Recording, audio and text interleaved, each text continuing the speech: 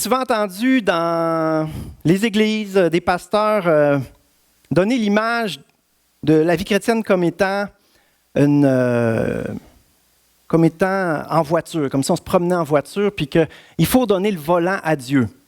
Y en a-t-il qui ont déjà entendu ça? On entend ça souvent. Puis, honnêtement, je suis pas tout à fait d'accord. Pas tout à fait d'accord. Oui, il faut donner notre vie à Dieu. Oui, il doit être le maître de chacune de nos décisions. Oui, il faut qu'il nous dicte quel cœur, quel caractère, comment faire les choses. Amen. Mais, vraiment, est-ce qu'il veut tenir le volant à notre place? Honnêtement, je ne vois pas la vie chrétienne comme ça. Je vois la vie chrétienne comme un enfant de Dieu près du cœur du Père qui essaie d'entendre. Seigneur, où tu veux que j'aille? Qu'est-ce que tu veux que je fasse?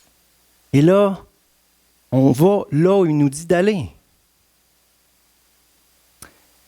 Si vous êtes un super jet privé, on a une photo du jet privé, je crois que c'est la diapo 2. Un super jet hyper puissant. Vous savez, la photo que vous allez voir à l'écran, il vaut 395 000. Excellent bolide. Toute la technologie est là-dedans, ultra sophistiquée, le réservoir rempli de kérosène de première qualité. Vous êtes un pilote expert, de par votre formation. Et là, vous êtes sur la piste. Je ne sais pas comment ça se tient, ça.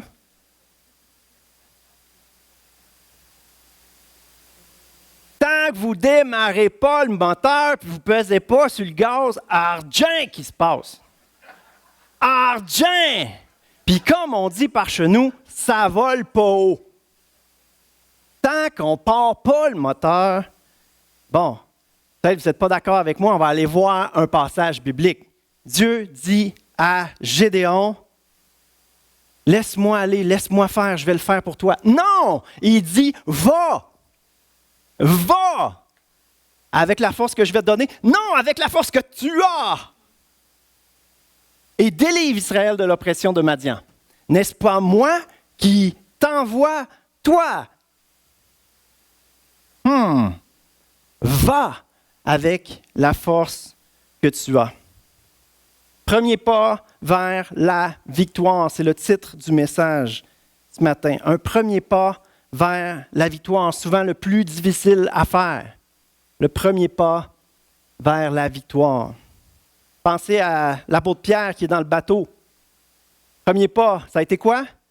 Seigneur, si c'est toi, ordonne que je vienne. Premier pas, ça a été de prier, de demander à Dieu sa direction, qu'est-ce qu'il voulait qu'il fasse. Mais ensuite, ça a été quoi? Wouhou! Ça marche! Combien ont déjà expérimenté ça? Un premier pas d'obéissance, puis de faire « ça marche! » J'aurais jamais cru. Mais quand j'ai essayé, malgré mes doutes, quand j'ai essayé avec mon petit peu de foi que j'avais, avec ma petit peu d'acceptation de peut-être que ça a du bon sens ce que Dieu me demande, ça marche! Incroyable, comme on dit. Mais il ne faut pas dire incroyable, il faut dire croyable quand c'est écrit dans la Bible, quand c'est la parole de Dieu, quand c'est Dieu qui envoie. Il faut dire croyable. La vie chrétienne, c'est d'avancer avec Dieu. La vie chrétienne, c'est lève-toi et marche. Marcher, c'est un pas à la fois par la foi. Un pas à la fois, lève-toi et marche. Lève-toi et vis, prie, deviens ce que Dieu veut que tu deviennes. Ça va être un travail de collaboration. Tant qu'on n'est pas dans la foi, tant qu'on n'est pas dans l'obéissance, c'est qu'on résiste à Dieu pour toutes sortes de raisons. C'est à nous de faire le premier pas. Et on va voir un personnage biblique ce matin qui a eu bien de la misère à faire le premier pas. On va prier ensemble. Seigneur Jésus, combien on peut être lent à obéir parfois, Seigneur. Lent à faire les pas que pourtant sont si évidents, si clairs. Seigneur Dieu, je te demande pour chacun d'entre nous que tu puisses ramener à notre mémoire, que tu puisses parler à nos cœurs, oh Dieu, pour qu'on sache c'est quoi le prochain pas. Les choses qu'on n'a pas le goût de faire, Seigneur, mais que tu nous demandes de faire, de façon claire, de façon évidente. Mais pour toutes sortes de raisons, on résiste. Pour toutes sortes de raisons, on attend. Seigneur, je ne veux même pas te demander d'augmenter notre foi. Je veux te demander de mettre une conviction dans nos cœurs que nous devons aller avec la force qu'on a, qu'on doit se fortifier, qu'on doit prendre courage et non pas attendre que tu le fasses par magie. Seigneur, que des guerriers se lèvent, Seigneur, et puissent réaliser combien toi tu nous vois. Dans le nom de Jésus. Amen. Alléluia. On fait un exercice ce matin ensemble. Admetterions que, drette là, Dieu vous dit de vous lever, vous tenir debout, debout sur vos pieds. Drette là, Dieu vous le dit. De combien de temps on a besoin pour se lever? Combien de temps on a besoin pour réfléchir, là, discerner, peser les pour et les contre, évaluer la faisabilité de la position verticale, évaluer le risque de chute, risque d'être différent, d'être tout seul à se lever. Beaucoup de questions qu'on peut se poser, hein? On est bien assis. On n'a jamais fait ça avant. Mais mettons, Dieu vous demande de vous lever. Yes, Jacob! Yes! Jacob a gagné! Jacob, t'es notre Pierre. Jésus, il dit, viens. Ils sont 12 dans le bateau, hein? Juste Pierre, il sort. Bravo, Jacob. Ça va te servir dans ta vie chrétienne. C'est ta personnalité. C'est hot. On attendait. Ça a pris 45 secondes, toi aussi. Hein? Dieu, hein, dans ce temps-là, comme un bon professeur, nous donne une bonne mornif derrière la tête. Hein? Non. Non. Dieu, il est patient, plein de miséricorde. Mais c'est ça la réflexion que je veux qu'on ait ce matin. Pourquoi on hésite autant? Pourquoi on ne le fait pas? Cette semaine, j'ai fait un geste d'obéissance. J'ai hurlé victoire pour vous dans cette salle. J'ai fait le tour. Chaque chaise, j'ai proclamé la victoire sur chaque chaise. J'avais hâte de voir qui serait assis à la deuxième rangée là-bas. Je ne veux pas le pointer, mais parce que j'ai prié particulièrement pour cette personne-là, j'irai la voir tantôt. C'est un peu fou comme chose à faire, mais je sentais que Dieu me demandait de faire. Quand c'est quelque chose d'un peu fou, qu'on n'a pas le goût de faire, mais qu'il me semble que c'est une bonne chose, 3 indicateurs que c'est Dieu qui te le demande. Tu n'as pas le goût, mais c'est une bonne chose. Ça te sort de ton confort. Ouais. Je ne pense pas que c'est Satan qui me demande de prier pour les gens de l'Assemblée. Je ne pense pas que c'est une idée de moi-même parce que je n'ai pas le goût de le faire.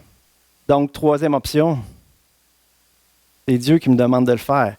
Ensuite, la question, c'est je le fais-tu ou je le fais pas? Allez voir si ma collègue n'était pas dans son bureau pour y faire un saut. Prendre nos précautions un peu quand même, hein? Pas trop que les autres subissent. La vie chrétienne, c'est une marche avec Dieu. Un pas à la fois, croyant que Dieu y est fidèle.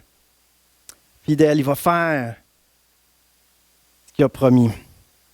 On va voir un personnage biblique qui a vécu à une époque où ça fait un bon bout de temps qu'Israël fait argent de ce que Dieu demande. Dans la désobéissance, tout le temps. Donc, qu'est-ce qui se passe dans ce temps-là? Ça va mal. C'est comme ça.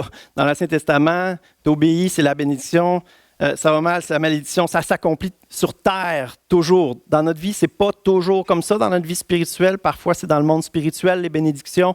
C'est pas toujours une bénédiction matérielle, mais toujours notre cœur, lui, qui progresse quand on obéit à Dieu. Dans l'Ancien Testament, on le voit clairement comme ça. Et surtout dans la nation d'Israël, quand il néglige de faire ce que Dieu lui demande. Israël vit sous la domination de l'ennemi, les Amalécites, qui, à chaque année, viennent voler les récoltes. C'est tannant, ça. Tu sèmes, tu arroses, tu pries, ça pousse, tu récoltes, c'est de la job. Eux autres, ils arrivent, ils ramassent tout. On va ramasser les restes, espérant survivre encore une autre année. C'était pénible. Et on lit dans Juge 6, verset 11. L'ange de l'Éternel vint et il s'assit sous le térébinthe d'Ophra, qui appartenait à Joas, membre de la famille d'Abiézer. Son fils Gédéon battait du blé au pressoir pour le mettre à l'abri des Madianites. J'avais-tu dit Amalécites tantôt? C'est les Madianites.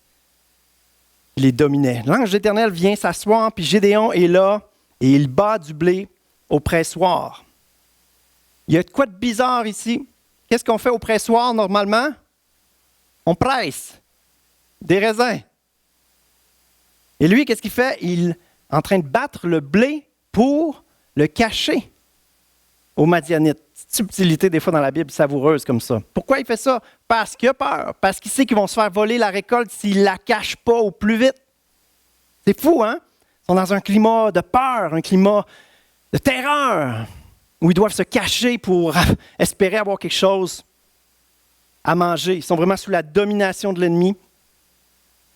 Et peut-être ça vous est déjà arrivé, comme lui, de vous sentir écrasé, pas d'espoir, découragé.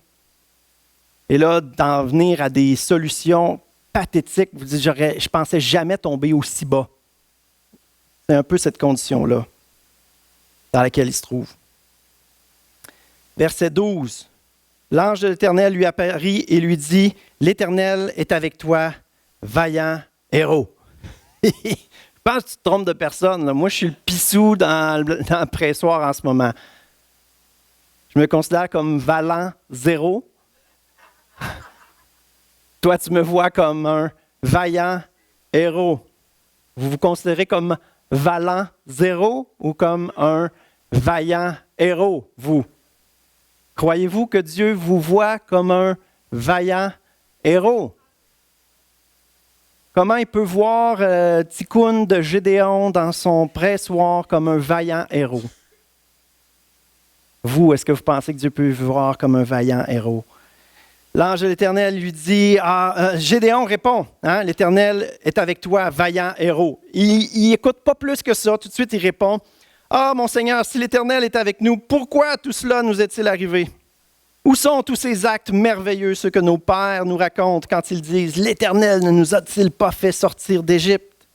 Le grand miracle d'une nation esclave qui sort de ce pays-là, plus grande puissance du monde, c'est impossible, inconcevable, mais Dieu l'a fait. Maintenant, l'Éternel nous abandonne et nous livre entre les mains de Madian, le peuple madianite. En d'autres mots, ça va donc bien mal. Il est où Dieu là-dedans? Y en a-t-il qui se sont déjà dit ça? Il est où Dieu? Et là, on est dans la défaite, abattu, sentiment que Dieu nous a abandonnés, que Dieu n'est pas à l'œuvre. Il n'y a plus de foi, plus de joie, plus de paix. Gédéon est quand même sévère aussi avec Dieu. Hein? C'est bien, il lui rappelle un peu ses exploits du passé, mais tu sais, t'abandonnes ton peuple. T'es pas là. Et là, ça dit dans Juge 6, verset 14, quelque chose de bizarre encore. L'Éternel se tourna vers lui et dit, on va arrêter tout de suite, parce que tantôt c'était l'ange de l'Éternel, et là c'est l'Éternel qui se tourne et lui dit. Alors là, on se dit, y a-t-il une erreur dans le texte? Mais non, il n'y a pas d'erreur dans le texte. Ceux qui ont déjà fait des cours de théologie, on appelle ça une théophanie.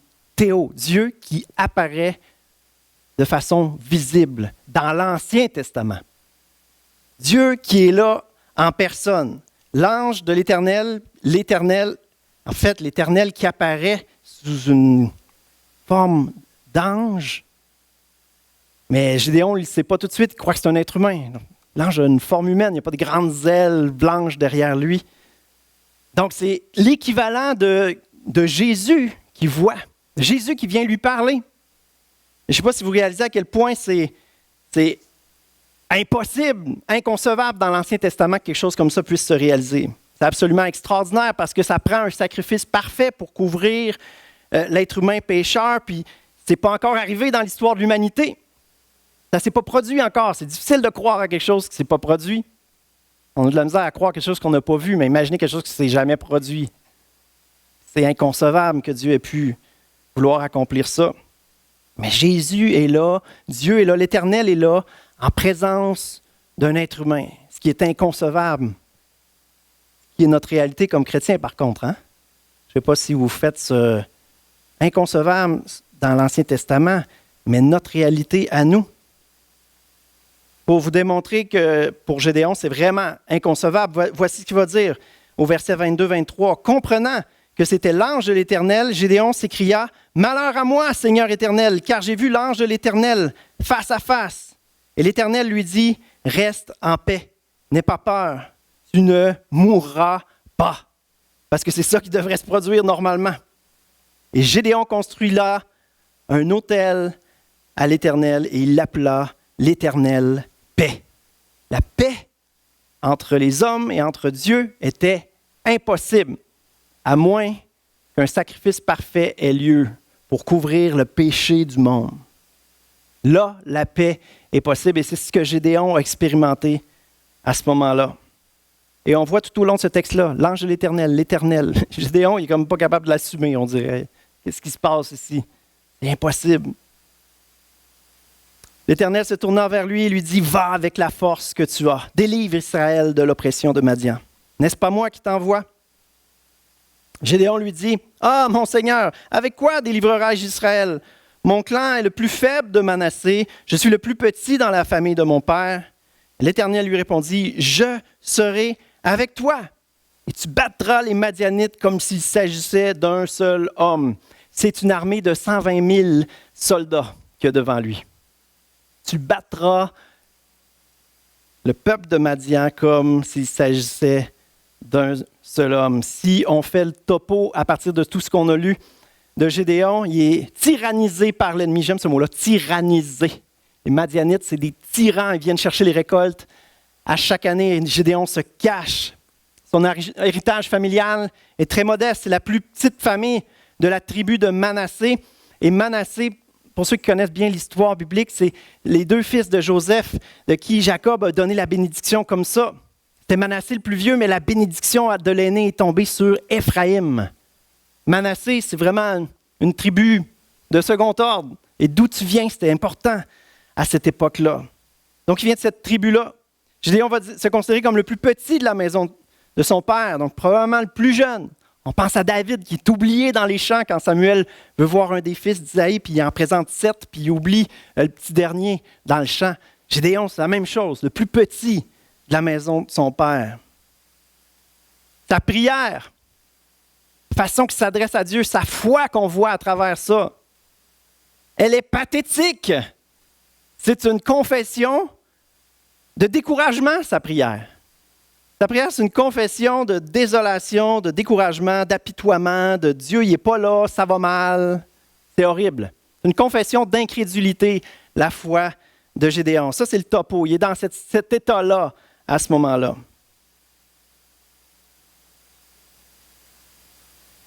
Vous savez, une vie de prière, une bonne vie de prière, c'est pas juste de passer du temps tout seul dans le lieu secret avec Dieu. Vous pouvez passer 2 heures bien disciplinées à tous les jours à prier des faussetés. Vous pouviez passer 2 heures à prier des faussetés. Puis Dieu, il voit votre cœur, il doit trouver ça quand même sympathique, mais il doit être un peu découragé parfois. Si votre doctrine est construite sur l'Ancienne Alliance, sur l'Ancien Testament, sur toutes les malédictions qui vont tomber, si vous êtes dans la peur d'un Dieu qui donne des mornifs derrière la tête dès qu'on hésite un petit peu trop, puis qu'il n'y a plus de deuxième chance pour nous, bien, dans votre vie de prière, vous allez prier des faussetés. C'est pour ça que Jacques a dit dans Jacques 4,3, « Quand vous demandez, vous ne recevez pas, parce que vous demandez mal, dans le but de satisfaire vos passions. » Et vos passions, ça peut être des passions christianisées. Les chrétiens aussi ont une chair chrétienne qui peut se développer. On a été sauvés avec un cœur humble, puis on s'est développé un orgueil spirituel. Puis bien souvent, les connaissances qu'on a à ce moment-là sont faussées. Un chrétien va prier « Viens habiter dans mon cœur », alors qu'il habite déjà dans ton cœur. On en chante même des fois. « Ne me retire pas ton Esprit Saint ». Tu peux fuir de Dieu, mais Dieu ne te retirera pas son Esprit Saint. Tu peux fuir, tu peux attrister le Saint-Esprit, tu peux le rejeter. Mais ne me retire pas ton Esprit Saint. C'est la prière de David dans l'Ancienne Alliance, dans l'Ancien Testament. Après avoir couché avec Bathsheba, fait tuer Uri, il se sent un peu sur la sellette et il se rappelle l'histoire de Saül avant lui. Mais c'est une toute autre réalité, l'Ancien Testament, que ce que nous, on vit aujourd'hui. On n'a pas à être dans l'insécurité que Dieu, à tout moment, « Ah, je t'ai donné des bénédictions, faut que je les enlève. » Non, Dieu, il ne se fait pas un malin plaisir à nous faire vivre dans un état précaire. Dieu veut construire nos vies. Et si on sort de notre vie de prière en pensant qu'on est meilleur que tout le monde, en trouvant ce monde plein de désolation puis il n'y a pas d'espoir, il faut se questionner. C'est peut-être pas de la prière qu'on a besoin, mais des enseignements bibliques basés sur l'Évangile, basés sur ce que Jésus a accompli. C'est à la lumière de ce que Jésus a accompli qu'on peut comprendre tout l'Ancien Testament. On a plein de bénédictions, tout est accompli en Jésus-Christ. C'est tellement important d'avoir une bonne théologie parce que toute notre vie découle de ce qu'on comprend de Dieu et de comment Dieu veut fonctionner avec l'être humain. Tout découle de ça. Comment Dieu nous voit. Ce que Dieu veut, ce en quoi Dieu veut qu'on apprenne à marcher. Dieu dit, tu es un fils, tu es une fille du roi. Marche dans cette dignité-là.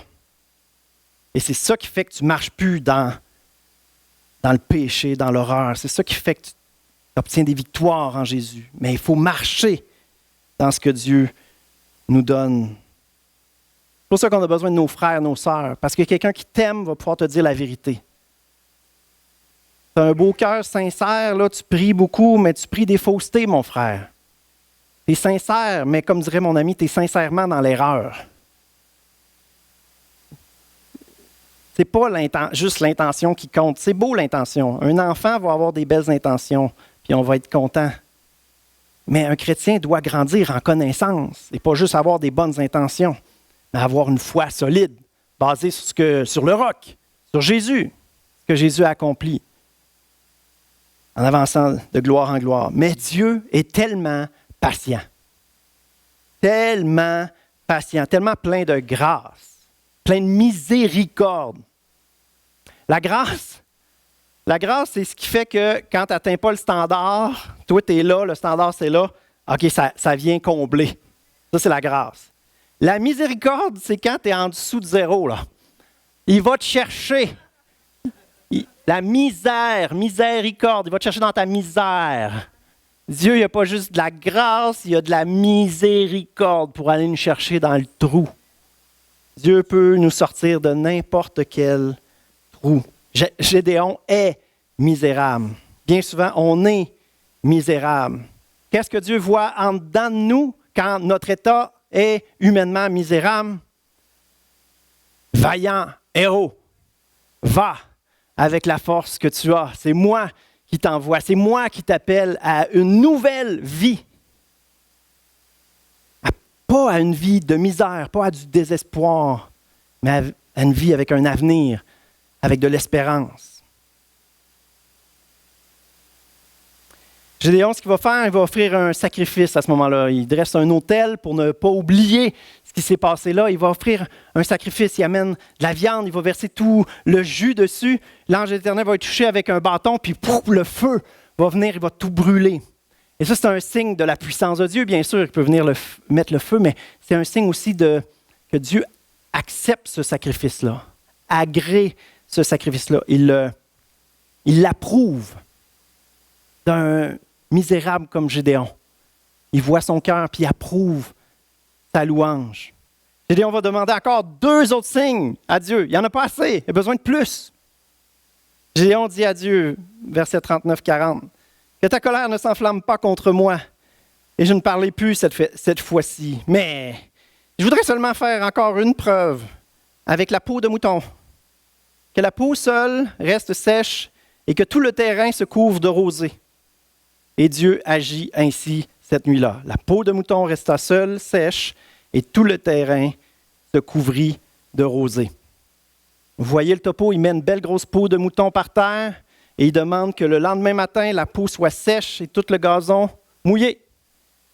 Et il n'y en a pas assez le lendemain, il demande l'inverse. La peau de mouton toute mouillée, puis le gazon tout sec autour.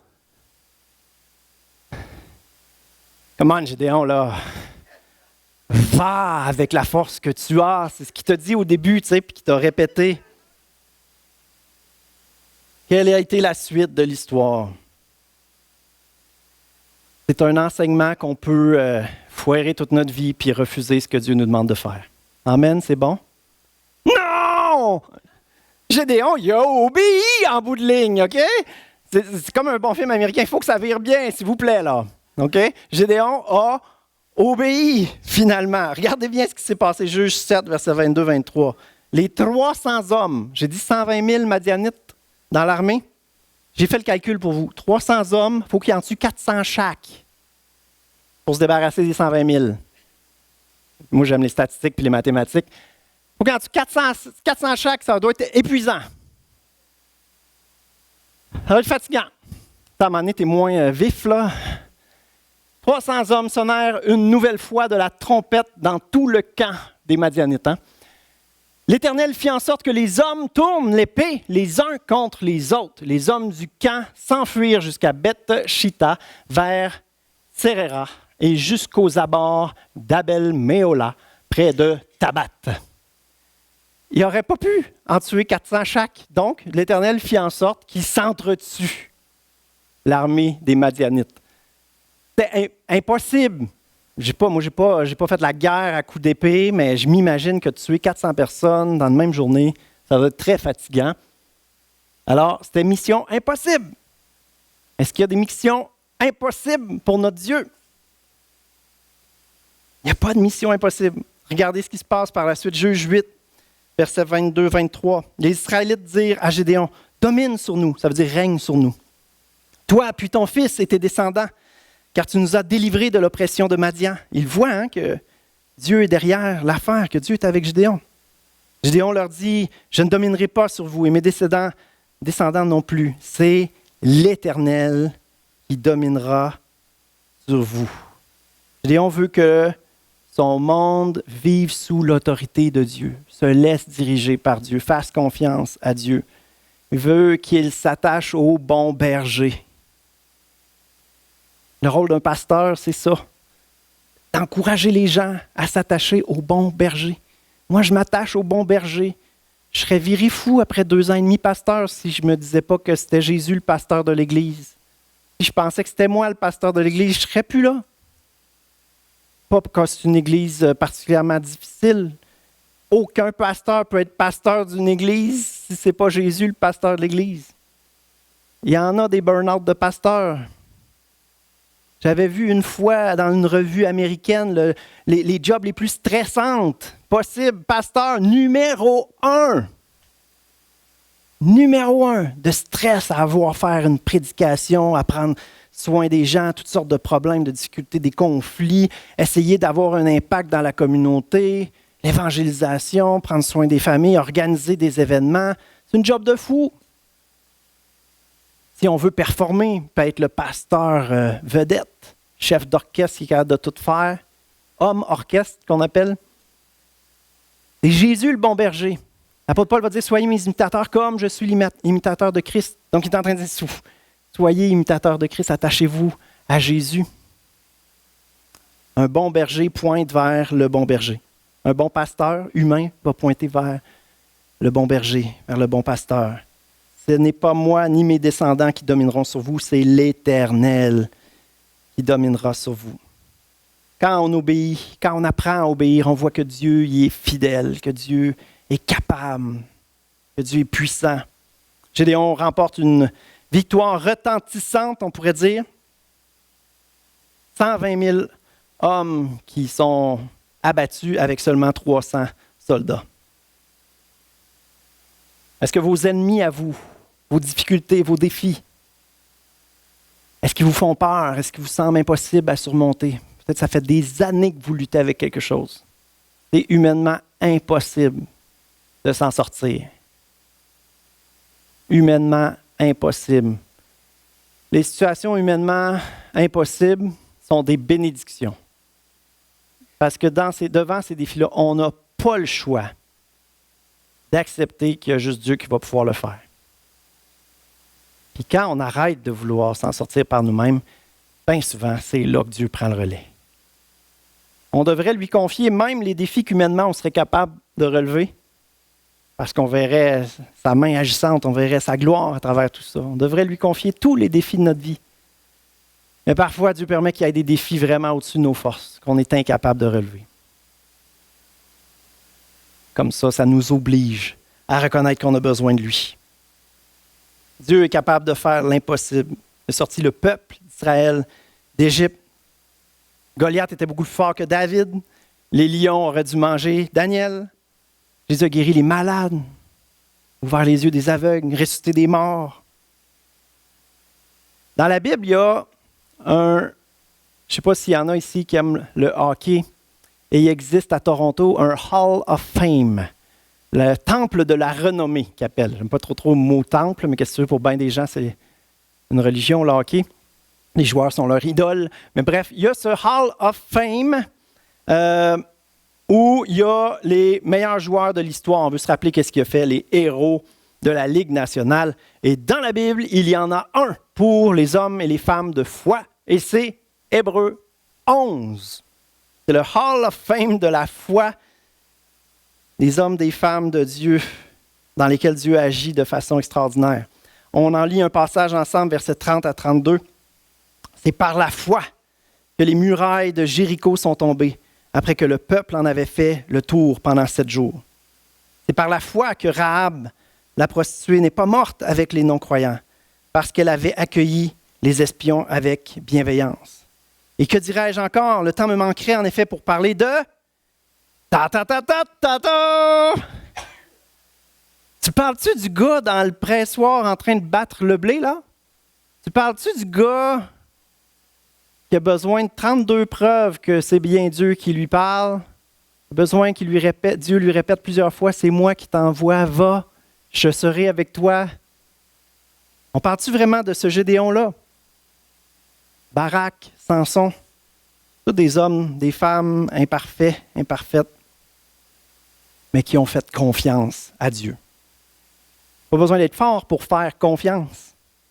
Avouez, hein? Pas besoin d'être fort pour faire confiance. À l'inverse, on dirait. Il faut réaliser qu'on est faible, il faut réaliser qu'on a besoin de Dieu pour choisir de faire confiance. Et comment on fait confiance? En faisant le premier pas que Dieu nous demande de faire. Ça implique de faire confiance, ça implique de la foi. C'est ça qui plaît à Dieu. Sans la foi, il est impossible de lui plaire. Il veut voir la foi dans notre cœur. Il nous donne des directives, mais après ça, il ne le fait pas pour nous. Il veut voir ses enfants lui faire confiance, faire ce pas-là de foi. Quand Gédéon a choisi enfin d'obéir, a accepté d'obéir, Dieu a tracé la voie, Dieu lui a donné la stratégie, Dieu a rendu Gédéon victorieux. C'est Dieu lui-même qui a apparu à Gédéon dans une forme corporelle. Mais nous, on a Dieu lui-même en nous. Le sang de Jésus nous a lavé, qui est parfait. Le Saint habite en nous. Jésus, parfaitement saint, habite en nous. C'est notre réalité. Grâce à ce que Jésus a accompli à la croix. Qu'est-ce qu'on a besoin de plus que la croix, honnêtement? On a-tu besoin d'une peau de mouton mouillée puis du gazon pas mouillé autour? Qu'est-ce qu'on a besoin de plus que la croix? Dans Romains 8, verset 31 à 35 et verset 37, on lit « Que dirons-nous donc de plus? Si Dieu est pour nous, qui sera contre nous? Lui qui n'a pas épargné son propre Fils, mais l'a donné pour nous, comment ne nous ne nous accorderait-il pas aussi tout avec lui? Il nous a donné son Fils qui est de plus précieux. C'est sûr qu'il va vouloir nous donner tout avec lui, si on lui demande selon sa volonté. Qui accusera ceux que Dieu a choisis? C'est Dieu qui les déclare justes. Qui les condamnera? Jésus-Christ est mort, bien plus, il est ressuscité. Il est à la droite de Dieu et il intercède pour nous. Il y a quelqu'un de parfait qui prie pour vous. Quelqu'un qui est mort pour vous. Il veut que les promesses de Dieu s'accomplissent dans votre vie. Qui nous séparera de l'amour de Christ? Serait-ce la détresse, l'angoisse, la persécution, la faim, le dénuement, le danger ou l'épée? Au contraire, dans tout cela, nous sommes plus que vainqueurs grâce à celui qui nous a aimés. Mais on ne sera jamais plus que vainqueurs si on reste là où on est, devant nos géants, terrassés devant nos géants, abattus, découragés.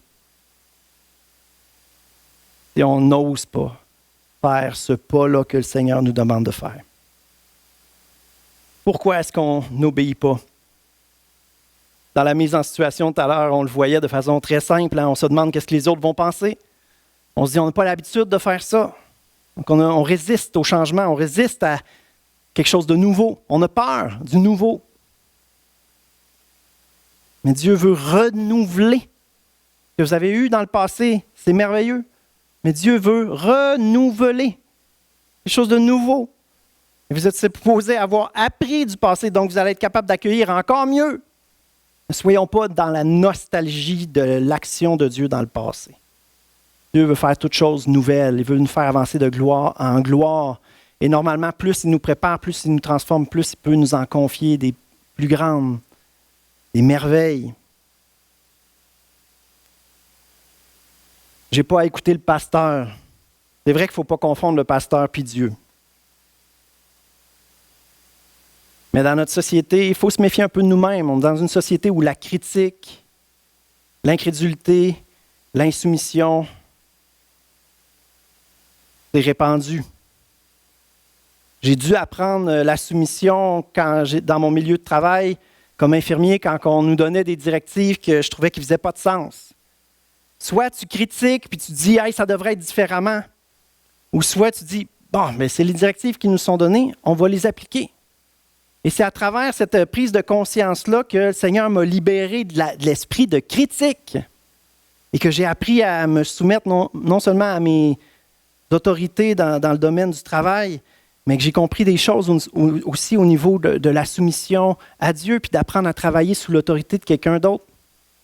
Quelqu'un d'imparfait, bien sûr. Il n'y a personne de parfait. Mais travailler ensemble, c'est impossible si on n'est pas capable d'être soumis les uns aux autres. Les jeunes vont dire le pasteur est trop vieux. Les autres vont dire il est trop jeune. Les célibataires vont dire il est marié. Il a trop étudié. Il vient de la ville. Il est trop laid. Il sent mauvais. Il n'a pas la même opinion que moi sur l'existence des dinosaures. Toutes ces convictions sur des choses secondaires qu'on peut avoir, alors qu'on est appelé à faire les œuvres que Jésus faisait, faire du bien, prêcher l'Évangile pour que les vies soient transformées. On voit plein d'impossibilités, plein de justifications. Ah, il fait trop beau pour aller à l'église, on va profiter de la journée. Ah, il fait pas assez beau pour aller à l'église. Qui a déjà eu ces deux réflexions? Hein? Mais j'ai peut-être pas fait, mais j'ai eu ces réflexions, moi, dans ma tête, là. Hein? Qui a déjà eu ces réflexions? Trop beau, pas assez beau? Oui? Bah, merci. Pas tout seul. Plein d'impossibilités, plein de justifications. Puis des idées divines parfois qui nous viennent à l'esprit puis qu'on remet en question. Je ne m'impliquerai pas auprès des enfants d'un coup qui ne m'aiment pas. Il va y avoir quelqu'un d'autre, de mieux que moi. Gédéon, il se disait ça aussi. Il avait raison. Il aurait pu avoir quelqu'un d'autre que mieux que lui. Mais Dieu, c'est à qui l'a demandé? À Gédéon. N'est-ce pas Dieu qui t'envoie? On est confortable. On est confortable. On se dit, c'est pas une bonne saison pour ma vie. Puis parfois, c'est très sage, effectivement. Il ne faut pas remplir notre vie puis virer fou. Mais bien souvent, notre saison devient une vie. On a vécu une vie où ce n'était pas une bonne vie pour faire ce que Dieu nous demandait de faire. Un méchant problème, hein?